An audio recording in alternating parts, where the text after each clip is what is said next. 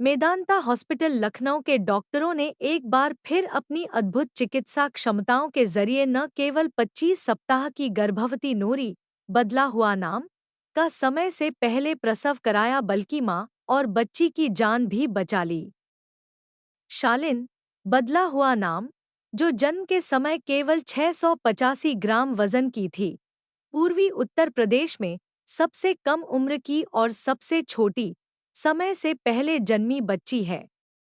Medanta hospital Lucknow के neonatology एवं child development centre के डायरेक्टर डॉक्टर आकाश पंडिता ने बताया, पूर्वी उत्तर प्रदेश की रहने वाली नूरी बदला हुआ नाम के लिए पिछली सर्दियां बेहद मुश्किल भरी रहीं। 25 सप्ताह की गर्भवती नूरी को समय से पहले प्रसव के लिए अस्पताल ढूंढने में भारी परेशानी का सामना करना पड़ा। उनके पेट से रिसाव हो रहा था, जिसके कारण भ्रूण को खतरा था और संक्रमण का भी जोखिम बढ़ गया था। बेहतर इलाज की उम्मीद में उन्होंने अपने घर सुल्तानपुर से लखनऊ जाने का फैसला किया, लेकिन लखनऊ पहुंचने पर भी उन्हें कई अस्पतालों ने प्रसव के लिए मना कर दिया गया, क्योंकि वहां डॉक्टरों का मानना था कि इतनी जल्दी जन्मने वाले बच्चे के जीवित रहने की संभावना बेहद कम होती है। वह 25 सप्ताह की गर्भावस्था में मेदांता हॉस्पिटल लखनऊ पहुंची।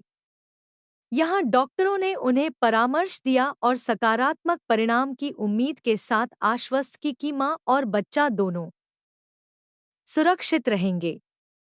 इस जटिल प्रसव को सफलतापूर्वक संपन्न करने के लिए मेदांता अस्पताल के डॉक्टरों की टीम ने अथक प्रयास किए। नूरी की बच्ची शालिन बदला हुआ नाम का जन्म कराया, लेकिन जन्म के समय बच्ची का वजन 685 ग्राम था, जो चिंता का विषय था। शालिन पूर्वी उत्तर प्रदेश में सबसे कम उम्र की और सबसे छोटी समय से पहले जन्मी बच्ची है। उसका जन्म सामान्य से 13 से 15 सप्ताह पहले हुआ, जबकि 37 से 40 सप्ताह की गर्भावस्था अवधि को आदर्श माना जाता है। जन्म के समय शालिन का वजन 2900 ग्राम के आदर्श वजन के मुकाबले सिर्फ 685 ग्राम था, जो आदर्श वजन का केवल 23% था।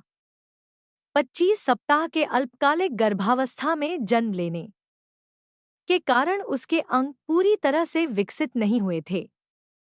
उसे 2 महीने से अधिक समय तक neonatal intensive care unit (NICU) में भर्ती रहना पड़ा। अब जन्म के 6 महीने बाद नियमित जांच और देखभाल के साथ वह एक खुशमिजाज और स्वस्थ बच्ची है, जिसका विकास सामान्य रूप में हो रहा है। शालिन के माता-पिता कहते हैं, हमारी बेटी एक योद्धा है। वह 25 सप्ताह की उम्र में पैदा हुई थी, लेकिन वह जीवित है और उसने सभी चुनौतियों का सामना किया है और उन्हें पार कर लिया है। वह पूर्वी उत्तर प्रदेश में समय से पहले जन्मी सबसे कम उम्र की बच्ची है। वह अब पूरी तरह से स्वस्थ है। अ, जैसा कि आप जानते हैं, हमारे जो जो नेशनल गाइडलाइंस है, 25 हफ्ते कट ऑफ होता है कि जिसके नीचे बच्चों के बहुत ही कम सर्वाइवल रेट्स होते हैं। 25 हफ्ते पे भी जो बच्चे होते हैं उनके जो इंटैक्ट सर्वाइवल होता है वो सिर्फ 40 to 50% हमारी कंट्रीज में है। एंड जैसा आप जानते हैं कि क्योंकि इन बच्चों में कॉम्प्लिकेशंस बहुत ज़्यादा होती है। इनफैक्ट अगर ये बच भी गए तो मानसिक रूप से कुछ ना कुछ प्रॉब्लम होने के बहुत बड़े चांसेस होते हैं। लेकिन अगेन, जैसा कि आप जानते हैं कि ये बच्चा हर प्रॉब्लम से बाहर आया, जिसमें कि हमारी सिस्टर्स का, हमारे डॉक्टर्स का बहुत अथक प्रयास रहा है। After long journey of 3 months against all odds, आज ये बच्चा बिल्कुल स्वस्थ है एंड शारीरिक रूप से एंड मानसिक रूप से सबसे स्मॉलेस्ट बेबी है पूरे पूर्वांचल का। और बच्चे का वजन अभी पैदा होने के टाइम अराउंड 600 ग्राम्स था, अभी 2.5 किलो के हो गए, 3 किलो के ऊपर।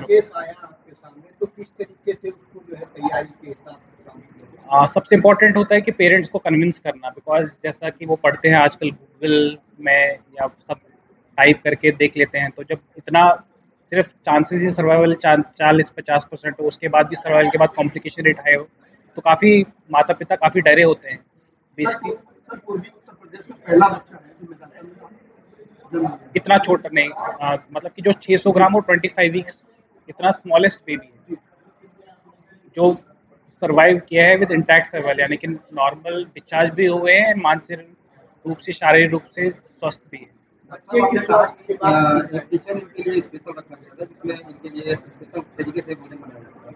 क्या चीजें थी, क्या प्रोटीन दिया जाता उसको लैमिनार फ्लो कहते हैं। यूजुअली हम 2 ग्राम प्रोटीन से धीरे धीरे बढ़ के 4 ग्राम तक आते हैं। उसमें सेम लिपिड रहता है, कार्बोहाइड्रेट रहता है, मल्टीविटामिन रहता है। यूजुअली जो हमें खाने से जो पोषण मिलना चाहिए वही बच्चे, क्योंकि इनकी आंत अभी डेवलप नहीं होती है, इसलिए वो सब थ्रू वेन्स दिया जाता है और वजन के हिसाब से एंड डे के हिसाब से उसको डिसाइड करके फिर बनाया जाता है। पूरी टीम उसको बनाती है क्योंकि उसमें एक भी कीटाणु नहीं जाना चाहिए, उसके लिए अलग मशीन होती है जिसको कि ये यहीं पे हमारे पास ही पैदा हुए हैं। ठीक है, तो जैसे ही ये पैदा हुए तो फिर पूरी टीम जाती है ऐसे बच्चे को रिसस्टेट करने के लिए, जिसमें कि 2-3 डॉक्टर्स होते हैं, 2-3 सिस्टर्स रहते हैं। उनको थ्रू ट्रांसपोर्ट इंक्यूबेटर लाया जाता है एनआईसीयू में, फिर उनको सर्फेक्टेंट दिया जाता है। एक छोटे बच्चों का जो इंक्यूबेटर होता है उसमें डाला जाता है, मशीनों पर डाला जाता है। फोटोथेरेपी वगैरह स्टार्ट की जाती है। पेरेंटल न्यूट्रिशन जिसको कि हम टीपीएन कहते हैं वो स्टार्ट किया जाता है। एंड इनके लिए एक अलग अलग एनआईसीयू में अलग team of doctors and sisters रहती है जो 24/7 वहाँ अवेलेबल रहते हैं, ऑन फ्लोर रहते हैं बच्चों को, क्योंकि बच्चे यूजुअली कुछ कह नहीं पाते। इसलिए सबसे इम्पोर्टेंट होता है इन बच्चों का ऑब्जर्वेशन, जिसमें कि मशीनों के साथ साथ एक ह्यूमन कंपोनेंट भी रहता है, जिसमें कि एक डेडिकेटेड एक सिस्टर उसको अलॉट की जाती है 24/7, जो उस बच्चे का ध्यान रखती है along with the doctor, and so that कि कोई भी जी, एंड हर बच्चे को एक सिस्टर अलॉट होती है जो उसको हर शिफ्ट में एक बच्चे उसको देखती है। आपने डिस्चार्ज के बच्चों को डॉक्टर के उसमें निगरानी में रहना पड़ता है फॉलोअप या में नॉर्मल? सीडीसी के बारे में बताओ। बच्चे को हम लोग फॉलोअप में रखते हैं।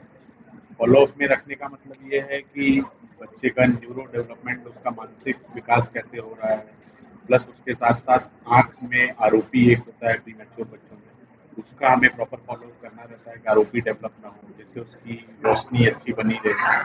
तीसरी चीज़ है कि उसका हियरिंग स्क्रीन करते हैं कि कान में कोई प्रॉब्लम ना हो। प्रीमैच्योर बच्चों में ये सारी इंटैक्ट कर रहे हैं टिल हम लोग 2.5-3 महीने, जब तक कि वो 40 वीक या 40 वीक क्रॉस ना हो जाए। तो जितना पहले होता है हम 2.5-3 महीने का अप्रॉक्स फॉलोअप रखते हैं। उसके बाद भी हमारा फॉलोअप का ड्यूरेशन थोड़ा सा बढ़ जाता है 1 महीने में। इनिशियली हम हफ्ते हफ्ते में फॉलो करते हैं, फिर ग्रेजुअली हम मूव करते हैं 15 डेज में, फिर 1 महीने में। फिर अभी भी इनका फॉलोअप रहेगा टिल हमारे पास 1.5-2 साल तक रहेंगे। अब हमारा फॉलोअप का ड्यूरेशन बढ़ जाएगा। बच्चे बता दें।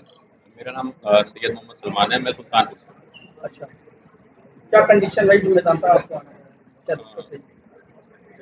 वाटर लीकेज हो गया था, मतलब बच्चा रुकने के कंडीशन में नहीं था। तो हम लोग ने पता किया तो पता लगा कि लेवल 4 का एनआईसीयू मेदांता में हम लोग को अवेलेबल हो जाएगा। तो हम लोग सीधे यहाँ पे चले आए और शुरुआत में तो काफ़ी डर लग रहा था, लेकिन सर ने हमारी काउंसलिंग की। उसके बाद हम लोग जो है फिर हम लोग ने बेबी को डिलीवर करा दी, क्योंकि हम लोग को भी लोग ऐसे ही बता रहे थे कितने बड़े बच्चे अगर बचते नहीं हैं या उनको कोई ना कोई जो है विकलांगता होती है,